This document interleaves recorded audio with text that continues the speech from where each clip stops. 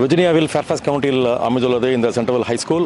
இந்த வளாகத்தில் இப்போ தேர்தல் ஓட்டு மிக விறுவிறுப்பாக காலை 6 மணி முதல் ஆரம்பமாகிவிட்டது. இது தொடர்ந்து 7 மணி வரை நீடிக்கும். வெதர் பொறுத்தவரை இன்று is going to be a very good election day. So ஒரு மத்தியானம் பார்த்தீங்கன்னா நல்ல ஒரு டர்ன் அவுட்ஸ் இருக்கணும் என்று எதிர்பார்க்கப்படுகிறது. இந்த பேலட் பேப்பர்ஸ் எடுத்து பார்த்தோம்னா இதில் மொத்தம் 5 பொலிட்டிக்கல் பார்ட்டிஸ் பிரசிடென்ட்டுக்கும் வைஸ் பிரசிடென்ட்டுக்கும் போட்டிடுறாங்க. Democratic, republican, libertarian, green party மற்றும் இண்டிபெண்டன்ட். இது தவிர 3 ஹவுஸ் ஆஃப் ரெப்ரசன்டேட்டிவ்ஸ்க்கு உண்டான சீட்டும் இன்னைக்கு வந்து ஓட்டுப்பதிவு ஆகிறது.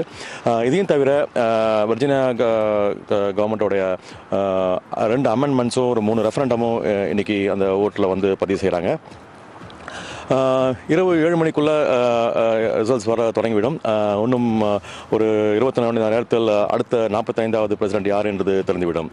புதிய தலைமுறைக்காக வர்ஜீனியாவில் இருந்து ஐயப்பன்.